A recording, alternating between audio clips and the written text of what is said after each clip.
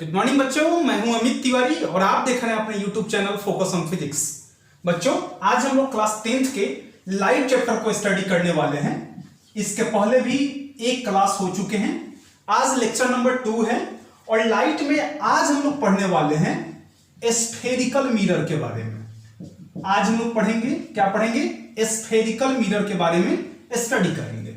इसके पहले लाइट के बारे में आप लोग को इंट्रोडक्शन दिया जा चुके हैं और आज हम लोग पढ़ने वाले हैं लेक्चर नंबर 2। सेकंड लेक्चर है आज लाइट का। इसमें स्फेरिकल मिरर के बारे में हम लोग स्टडी करने वाले हैं।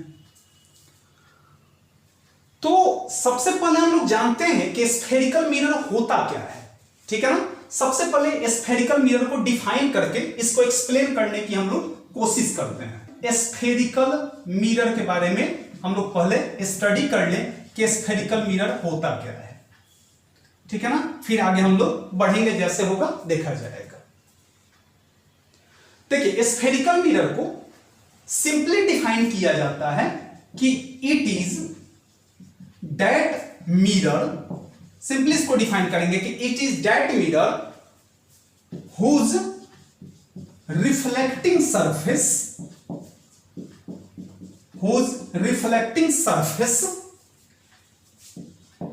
is a part of hollow sphere. Reflecting surface is a part of hollow sphere is called spherical mirror. उसको क्या कहते हैं?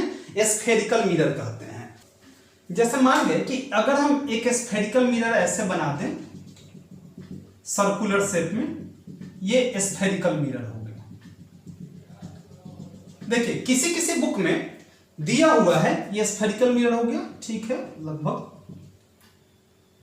ये इसको स्फेरिकल मिरर हम बोलेंगे, ठीक है ना। अब देखिए, किसी किसी बुक में दिया हुआ है, मैक्सिमम बुक में यही चीज दिया हुआ है कि स्फेरिकल मिरर जो होते हैं, स्फेरिकल मिरर दो टाइप के होते हैं। स्फेरिकल मिरर कितने टाइप के होते हैं? दो टाइप के होते हैं। एक होता है कॉनकेव मिरर, फर्स्ट नंबर में कॉनकेव मिरर, और सेकेंड नंबर में होता है कन्वेक्स मिरर, ठीक है ना। और कहीं कहीं ये चीज बताया हुआ है कि अगर हम स्फेरिकल मिरर को कट करते हैं, ऐसे कट किए तो इसके भी दो पार्ट मिले। स्फेरिकल मिरर को ऐसे हमने अगर कट किया एकदम प्लेन, ऐसे अगर हम कट करते हैं तो इसके भी दो पार्ट में मिलते हैं। एक साइड वाला जो दोनों पार्ट मिला, अलग अलग बांटा हमने, साइड वाला जो पार्ट हुआ उसको बोला गया कर्व मिरर। उसको क्या बोले? Curve mirror. और बीच वाला जो मिरर हुआ, जो ये बीच में दिख रहा है, ठीक है ना, इसको क्या कहेंगे? इसको प्लेन मिरर कहा जाता है। इसको क्या कहेंगे? हम प्लेन मिरर कहेंगे। लेकिन आप लोग इसे ही याद कीजिएगा कि स्फेरिकल मिरर कितने टाइप के होते हैं? दो टाइप के होते हैं। कौन कौन? कॉनकेव मिरर और दूसरा क्या होता है?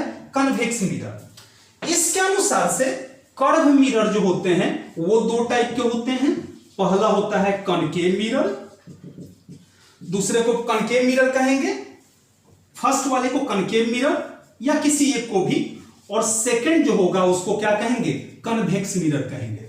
लेकिन आप लोग जब पढ़ेंगे तो डायरेक्ट लिख देना कि स्फेरिकल मिरर कितने टाइप के होते हैं? दो टाइप के स्फेरिकल मिरर होते हैं। कौन कौन होता है? कॉनकेव होता है और कन्वेक्स मिरर होता है। यानी कि स्फेरिकल मिरर को दो भाग में बांटा गया। पहला क्या हुआ? कॉनकेव मिरर हुआ और दूसरा हो गया कन्वेक्स मिरर। इसको आपको जानने की जरूरत नहीं है ज्यादा, उसी को जानेंगे बेहतर होगा आपके लिए। चलिए अब देखते हैं, स्फेरिकल मिरर को हटाया मैंने, अब इस दोनों को डिफाइन करते हैं कि कॉनकेव और कन्वेक्स मिरर क्या होता है। स्फेरिकल मिरर तो दो टाइप के हो गए, ठीक है ना। अब देखिए, कॉनकेव और कॉनकेव मिरर में, कॉनकेव और कन्वेक्स मिरर में देखिए डेफिनेशन कैसे तैयार करेंगे। कॉनकेव मिरर को कैसे पहचाने? देखिए, अभी जब हम स्फेरिकल मिरर के जो दो टाइप बनाए गए हैं, अगर इसको हम निकालें, अलग अलग दो पार्ट करें, तो एक ऐसे वाला पार्ट बनेगा और दूसरा ऐसे वाला पार्ट बनेगा, ठीक है ना। एक अगर आप बाहर से पेंट कर दें तो इसको कॉनकेव मिरर कहेंगे, और एक को आप अंदर से पेंट कर दें तो उसको क्या कहेंगे? कन्वेक्स मिरर कहेंगे। यानी कि जिसका रिफ्लेक्टिंग सरफेस डाउनवर्ड हो, अंदर की तरफ हो, धसा हुआ हो उसको क्या कहेंगे, वो आपका हो जाएगा कॉनकेव मिरर हो जाएगा। और जिसका रिफ्लेक्टिंग सरफेस उठा हुआ हो, जैसे कि सिंपल ऐसे समझो कि अगर ऐसे रहता है, ऐसे होता है तो कॉनकेव मिरर, ये वाला पार्ट पेंटेड है पीछे वाला, अगर ऐसे कर दिए ये वाला पार्ट पेंटेड कर दिए, नहीं ये वाला पार्ट पेंटेड कर दिए, और रिफ्लेक्टिंग सरफेस क्या है, इसमें उठा हुआ है ना। अगर हम चेहरा इसमें देखते, चेहरा इसमें देख रहे हैं तो रिफ्लेक्टिंग सरफेस क्या है, उठा हुआ है, बाहर की तरफ निकला हुआ है, तो इसको कन्वेक्स मिरर कहेंगे। और अगर ऐसे कर दिया जाए, रिफ्लेक्टिंग सरफेस अंदर की तरफ धंसा हुआ हो, ठीक है, उसको क्या कहेंगे, कॉनकेव मिरर कहेंगे। यानी कि दो टाइप के मिरर हुए, कॉनकेव और दूसरा क्या हो जाएगा, कन्वेक्स। इसको क्या कहेंगे, इसको कन्वेक्स मिरर कहेंगे, इसको कन्वेक्स मिरर नाम दिया जाएगा, ठीक है ना। तो कॉनकेव मिरर को डिफाइन करते हैं कि अ part of a spherical mirror, a part of a spherical mirror whose reflecting surface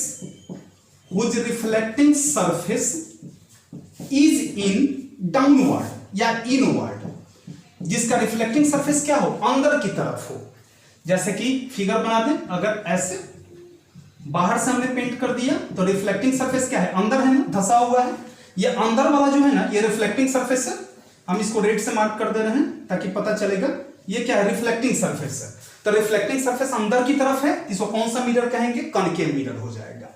वहीं अगर कन्वेक्स मिरर को डिफाइन करना हो, कन्वेक्स मिरर को, तो सारे डेफिनेशन वही होंगे, बस इस इनवर्ड को क्या करेंगे, आउटवर्ड कर देंगे। यानी कि लिख देंगे a part of a spherical mirror, a part of a spherical mirror whose reflecting surface is in upward, जिसका रिफ्लेक्टिंग सरफेस बाहर की तरफ निकला हुआ हो, उसको कौन सा मिरर कहेंगे, उसको कन्वेक्स मिरर कहेंगे। जैसे कि मान गए फिगर बना दिए, हम ऐसे फिगर बना दिए, अगर इसका रिफ्लेक्टिंग सरफेस बाहर निकला हुआ, ये जो लाइनिंग जो दे रहे हैं इसका मतलब कि पेंट किया हुआ है।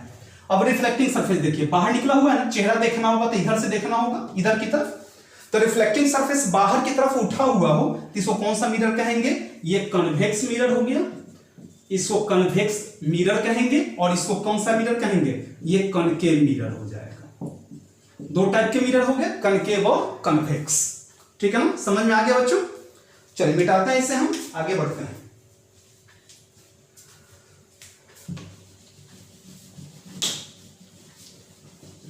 अब कुछ टर्म है जो स्फेरिकल मिरर से रिलेटेड है, उसको देखना है, ठीक है ना। देखिए कॉनकेव और कन्वेक्स जो भी हैं वो सब किसके पार्ट हैं, स्फेरिकल मिरर से ही बनाए गए हैं काट करके। अब देखिए some terms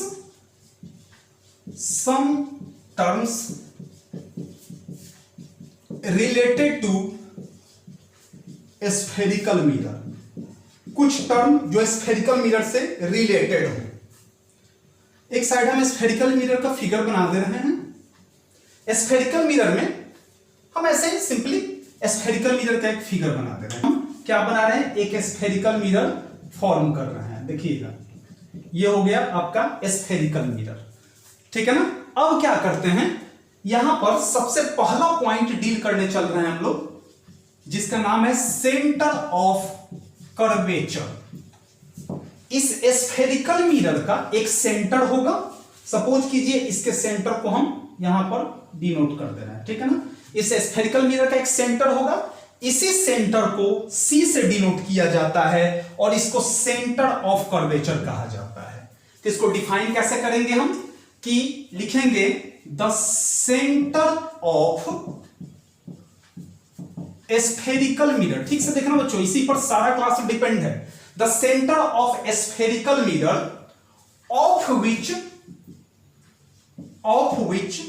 the mirror is a part.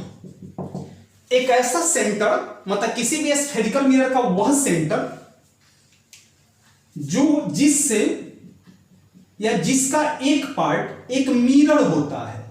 जैसे अगर हम इसको ऐसे मिला दें हम, तो एक कॉनकेव मिरर हो गया, ठीक है। तो कनकेव मिरर का इसी का ना पार्ट है कनकेव मिरर, दो पार्ट में बटे, इधर कनकेव और इधर अगर अंदर से पेंट कर दें तो कन्वेक्स हो गया, ठीक है ना।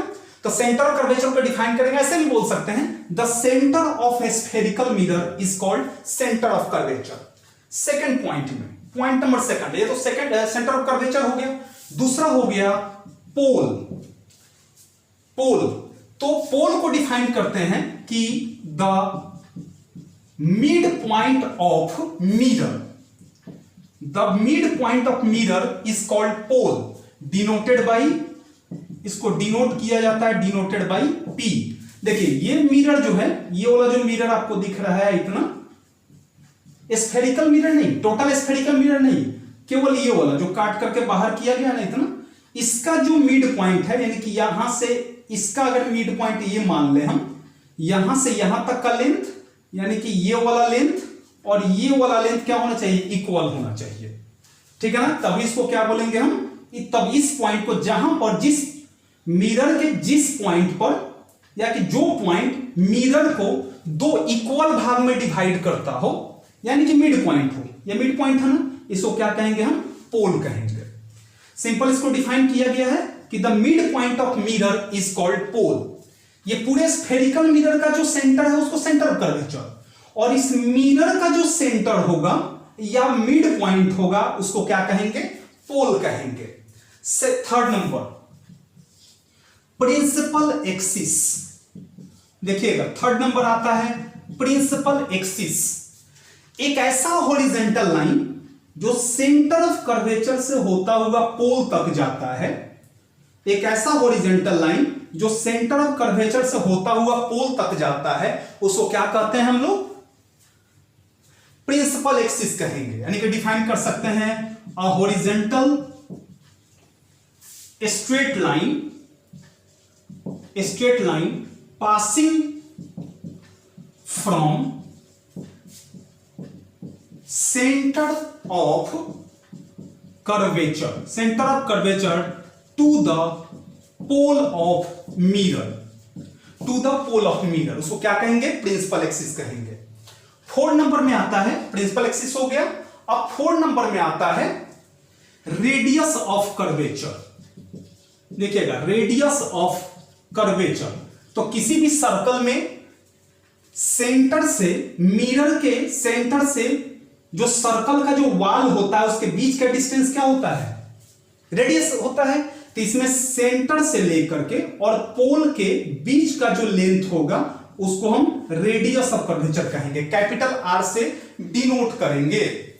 यानी कि सिंपल कह सकते हैं कि the radius of hollow sphere, the radius of hollow sphere is called radius of curvature, denoted by capital R, R से डिनोट किया गया। 5 नंबर में आता है फोकस, जो कि मेरे चैनल का भी नाम है, फोकस ऑन फिजिक्स, ठीक है ना। फोकस का इस लाइव चैप्टर में बड़ा इंपॉर्टेंट है, बड़ा इंपॉर्टेंस है फोकस का। अब देखिए यहां पर सेंटर ऑफ कर्वेचर और पोल का ठीक जो मिड पॉइंट होता है उसी को हम क्या कहते हैं, फोकस कहते हैं।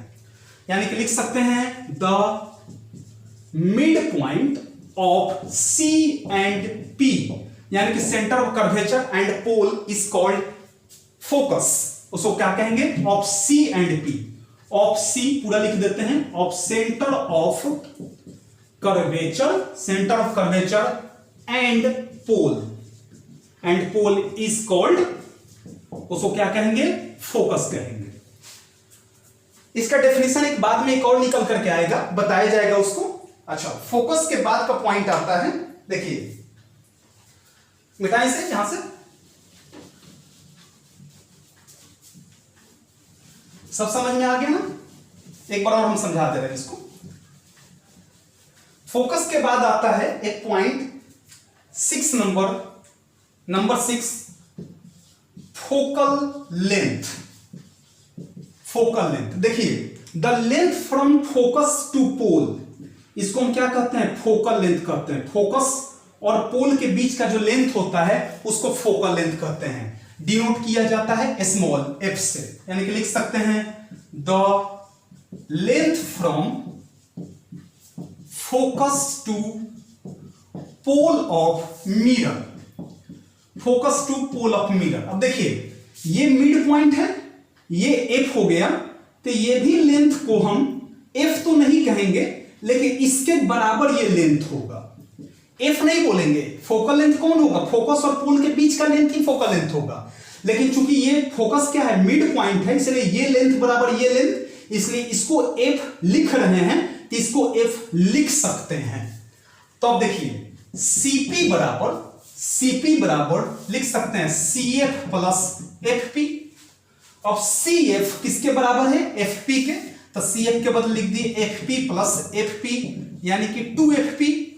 और CP क्या है, CP टोटल क्या है, रेडियस ऑफ कर्वेचर, तो R इज इक्वल टू 2 और F से P के बीच का लेंथ क्या होता है, F, तो R इज इक्वल टू आ गया 2F, यानी कि लिख सकते हैं F is equal to R/2। अगर रेडियस 10 सेंटीमीटर हो तो स्मॉल ए फोकल लेंथ निकालना हो तो 10/2 यानी कितना हो जाएगा, 5 सेंटीमीटर हो जाएगा। और इस टर्म से रिलेटेड सबसे लास्ट पॉइंट जिसको कहते हैं अपर्चर, उसके बाद हम लोग रे डायग्राम पढ़ेंगे, फिर इमेज फॉर्मेशन पढ़ने वाले हैं। अब देखिए यहां पर क्या होगा, उसके बाद आता है 7 नंबर में आता है अपर्चर। अपर्चर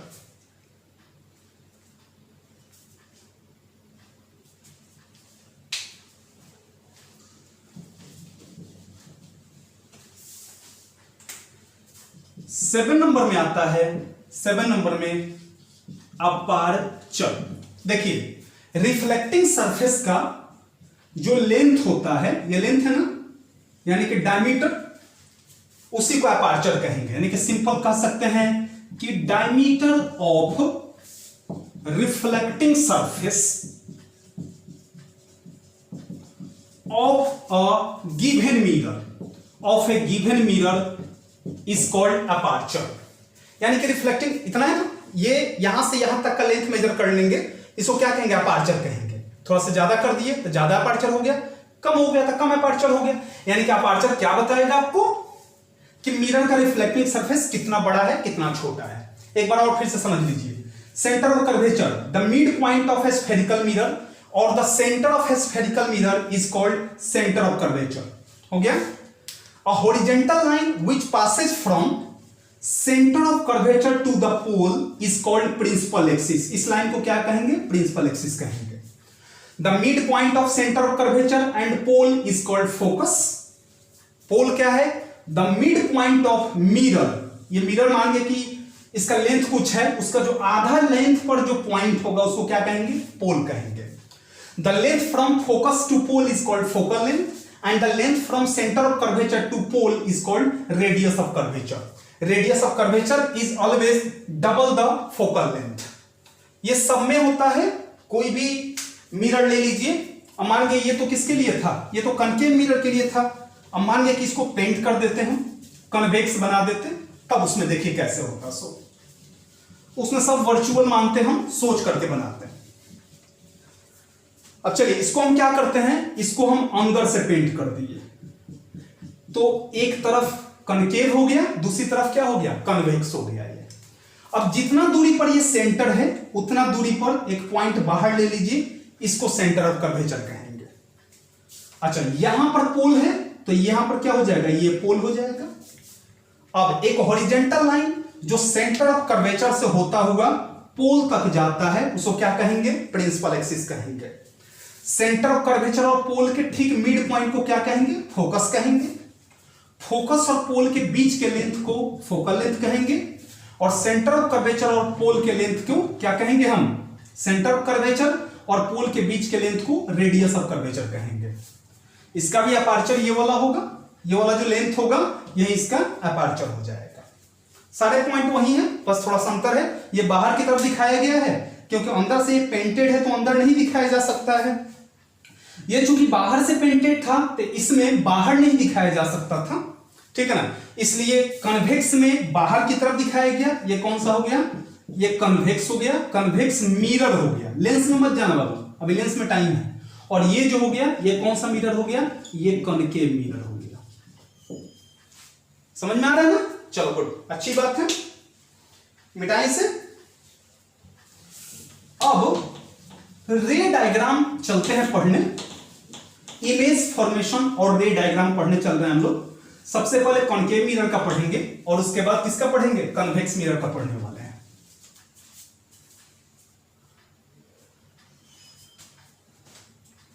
सबसे पहले किसका, कॉनकेव मिरर का पढ़ने वाला है। देखिए सबसे पहले मान के इस ऑब्जेक्ट का हमको इमेज देखना है, ठीक है ना। इस मार्कर का, ये मार्कर हमको दिख रहा है, जब लाइट के सोर्स इस पे पड़ेंगे तो बहुत सारे रेज आके इस पे पड़ेंगे, तो यहां से यहां तक के बीच में जो रेज आएगा वो तो पड़ेगा तो या तो रिफ्लेक्ट हो जाएगा या डाइवर्ज हो जाएगा या फिर कुछ ऑब्जर्व हो जाएगा।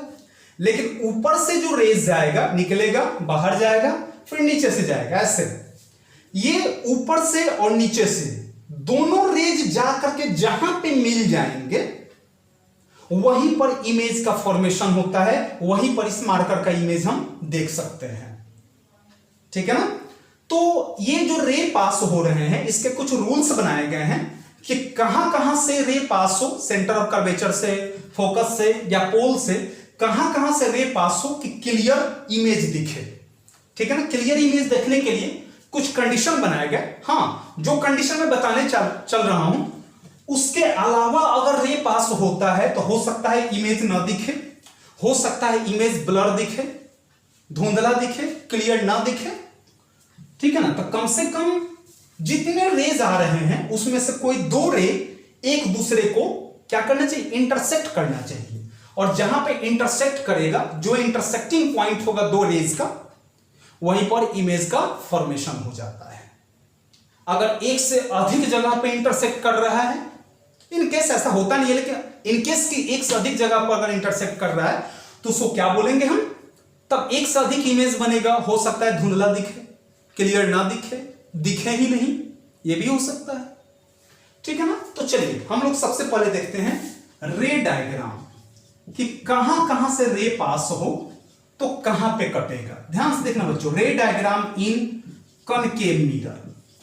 सबसे पहले कॉनकेव मिरर का हम लोग रे डायग्राम पढ़ने चल रहे हैं।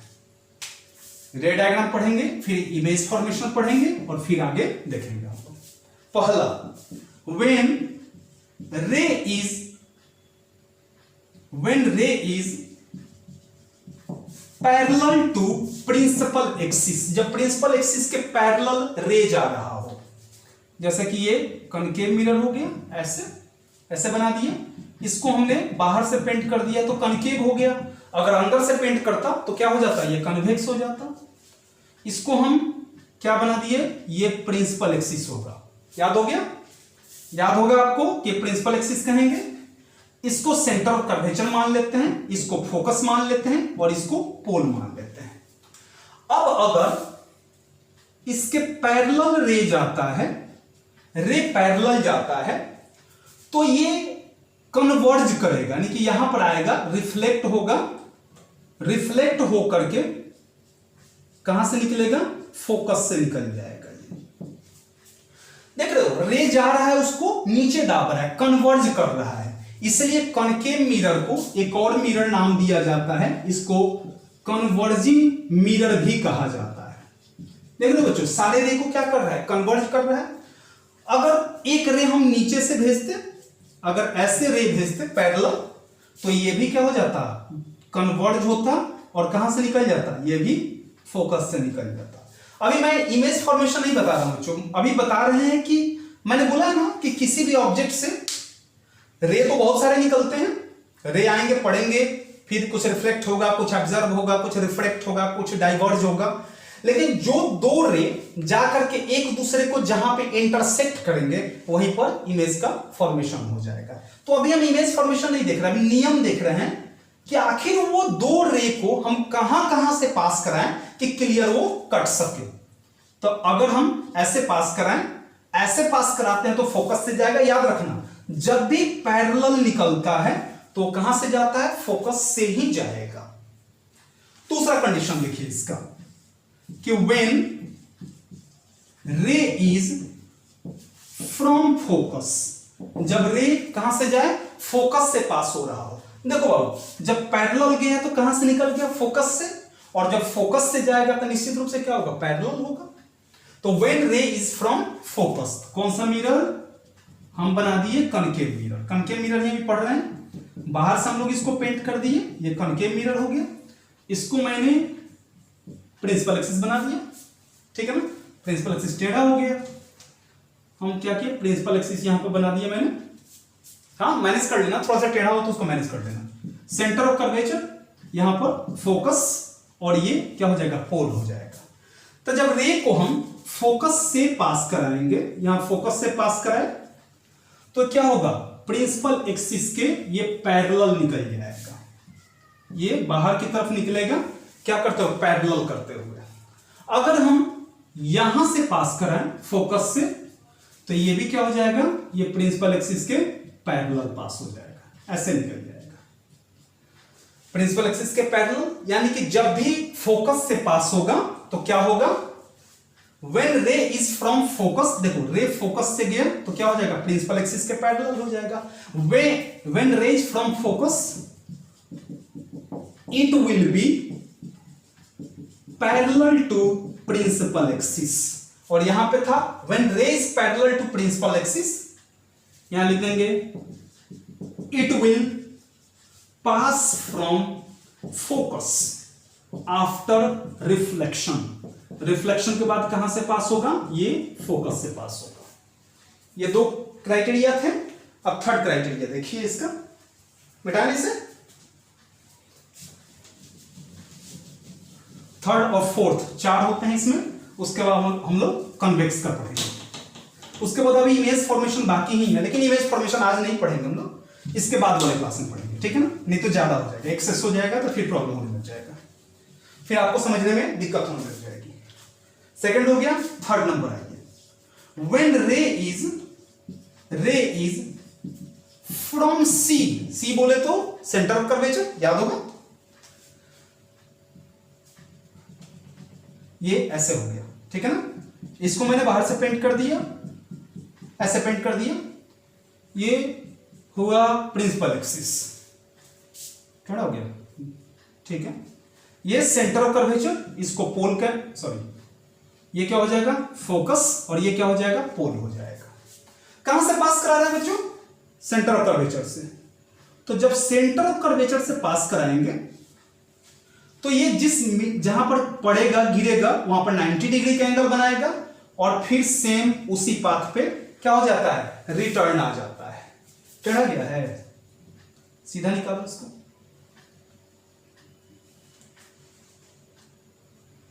जब सेंटर ऑफ कर्वेचर से हम पास कराएंगे तो यह 90 डिग्री का एंगल बनाएगा, और जिस पाथ पे जाएगा उसी पाथ पे ये रिटर्न आ जाएगा, ठीक है ना।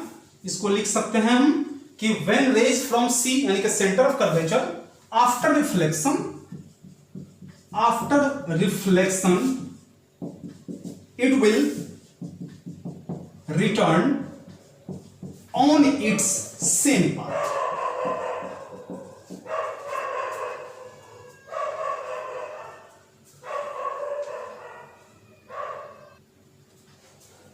अगर आप यहां से पास कराओ, कितने भी रे पास करा लो, अगर यहां 90 डिग्री का एंगल बनेगा तो जिस पाथ पे जाएगा उसी पाथ पे रिटर्न आएगा,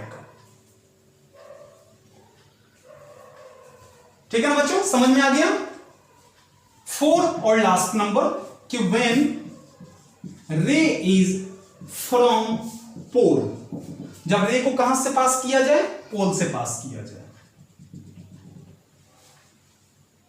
ये बिजली का पोल नहीं है, वो मत समझना, हाँ इसको ऐसे, ये हो गया आपका प्रिंसिपल एक्सिस, हुआ ना, टेढ़ा हो गया, सीधा कर देते हैं इसको, ये हो गया आपका प्रिंसिपल एक्सिस, कोई बात नहीं, टेढ़ा हो जाएगा तो आप लोग मैनेज कर लेना, आप लोग स्केल से एकदम स्ट्रेट ड्रॉ कर लेना। ये फोकस हो गया और ये पोल हो गया, ठीक है ना। कहां से पास कराना है बच्चों, पोल से पास कराना है, पोल से आके पोल पे गिरा, पोल पे गिरा, इस पोल पे गिरा, उस पोल पे नहीं, बिजली वाले पोल पे नहीं, और ये लॉज ऑफ रिफ्लेक्शन को फॉलो करता हुआ बाहर निकल जाएगा। आया और लॉज ऑफ रिफ्लेक्शन को फॉलो करता हुआ बाहर निकल गया। यहां पर एंगल आई, यहां पर angle r. In this condition angle i is equal to angle r. ये था किसका कहानी? कनकेव मिरर की कहानी थी। अब थोड़ा सा पढ़ लें हम लोग कन्वेक्स मिरर की कहानी, फिर आगे बढ़ते हैं। ठीक है बच्चों, पिटाई से। अब आगे आज नहीं पढ़ेंगे, कन्वेक्स मिरर पढ़ के हम लोग इसको आज ड्रॉप करेंगे। फिर नेक्स्ट क्लास में हम लोग इसके इमेज फॉर्मेशन पढ़ेंगे। तब तक आप लोग रिवीजन कर लेना। यहां कनकेव मिटा दिया मैंने। अब चलो पढ़ते हैं हम लोग। यहां पे लिखते हैं कन्वेक्स मिरर। कन्वेक्स मिरर देखो बच्चों, किसी किसी बुक में एक से अधिक रे डायग्राम दिए हुए हैं, लेकिन ज्यादा बेहतर होगा आप एक ही रे डायग्राम इसका पढ़ो, ज्यादा बेहतर है। ठीक है ना? कहीं सेंटर से ही पास करा दिया। अब तुम्हें बताओ, सेंटर अगर बाहर है इस कंडीशन में, कन्वेक्स मिरर में क्या होता है? ऐसे ना, ये अंदर से पेंटेड होता है। ठीक है, इसका सेंटर कर्वेचर तो बाहर होता है। तो किसी किसी बुक में ऐसा दिया गया है, पास कराया गया है, सही भी है, ऐसा मैं नहीं कर रहा हूं कि वो गलत है। लेकिन जब एक ही से काम चल जाए तो क्या फायदा सब पढ़ने से। ये principal axis, it's called centre of curvature, focus, and this is called pole. इसमें है कि when ray is parallel to principal axis, principal axis के पैरेलल पास होगा। देखो बच्चों, ये ऐसे है तो कन्वर्ज नहीं करेगा, ये ऊपर की तरफ फेंक देगा रे को। ये डाइवर्ज कर दिया, ऊपर चला गया रे। ठीक है ना, डाइवर्ज किया। अगर मान गए यहां से रे को पास कराते हम, देख रहे हो इधर, तो रे डाइवर्ज हो जाता बाहर की तरफ। अब देखो, ये तो बाहर जा रहा है, ये भी बाहर जा रहा है, फिर मिला कहीं नहीं। तो मानेंगे कि अगर ये रिटर्न आता, किसी चीज से टकरा के जैसे भी रिटर्न आता, तो मानते इस प्रिंसिपल एक्सिस को थोड़ा सा बड़ा हमने कर दिया अंदर, तो अंदर वाला जो ओरिजिनल होना चाहिए फोकस, वहीं पर जाकर के ये मिलता, फोकस पे मिलता। ठीक है ना, कहां पे मिलता बच्चों? फोकस पे जाकर के ये मिलता। समझ में आया? ये प्रिंसिपल एक्सिस के पैरेलल डाइवर्ज हो गया, इसलिए कन्वेक्स मिरर को क्या कहते हैं हम लोग? डाइवर्जिंग मिरर कहते हैं, क्योंकि ये रे को क्या करता है? डाइवर्ज करता है। ठीक है ना? चलो वो वाली कंडीशन देख ही लेते हैं, क्यों मन में थोड़ा सा शक रहेगा कि हम पढ़े नहीं। दूसरा तरीका से इसको बनाने का तरीका देखो। मैंने बोला ना कि मेन एक ही होता है, ऐसे। ठीक है ना? देखना बच्चों, ये हम लाइन खींच दिए, सेंटर ऑफ कर्वेचर, फोकस और पोल। जितना दूरी पर बाहर है उतना ही इसके अंदर भी हम ड्रॉ कर दिए। सेंटर ऑफ कर्वेचर थोड़ा और दूर कर दें, ये हो गया सेंटर ऑफ कर्वेचर। अब देखो, अगर रे को हम सेंटर ऑफ कर्वेचर के डायरेक्शन में फेंकें, देखो यहां पर क्या डॉटेड लाइन से मिलाए हैं। ठीक है ना, यानी कि ये रियल नहीं है, इसको बस ऐसे इमेजिन किया जा रहा है कि जाता अगर, तो फिर ये इसी पाथ पे क्या हो जाता? रिटर्न आ जाता। ठीक है ना? ये फर्स्ट नंबर, ये सेकंड नंबर, और थर्ड एक और जबरदस्ती का पढ़ ही लेते हैं, क्यों मन में थोड़ा सा शंका रहेगा। थर्ड नंबर पढ़ ही लेते हैं कि अगर हम यहां पर एक क्या बना दिए? मिरर बना दिया। इसको कहां से पेंट करेंगे हम? अंदर से पेंट करेंगे। यहां पर प्रिंसिपल एक्सिस बना दिए, ये हो गया सेंटर ऑफ कर्वेचर, ये फोकस हो गया और ये पोल हो गया। अगर हम पोल से पास कराएं, पोल तो रियल है इसका, हाँ रियल है, पोल से पास कराएं तो same in laws of reflection को फॉलो करता हुआ ये बाहर की तरफ निकल जाएगा। लॉज ऑफ रिफ्लेक्शन को फॉलो करता हुआ बाहर की तरफ ये निकल जाएगा। दिख भी रहा है बाहर की तरफ जाते हुए।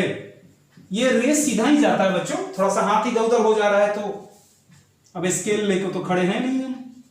तो इस कंडीशन में एंगल आई जो होगा वो एंगल आर के इक्वल होगा। सेम कंडीशन देख लो सब में। तो थर्ड पॉइंट मैंने बताया, 3 पॉइंट मैंने बताया, तीनों पॉइंट शायद क्लियर हो गया। एक पैरेलल भेज करके, एक सेंटर ऑफ कर्वेचर से भेज करके, और एक कहां से भेज के, पोल से भेज करके मैंने क्लियर कर दिया। ठीक है ना।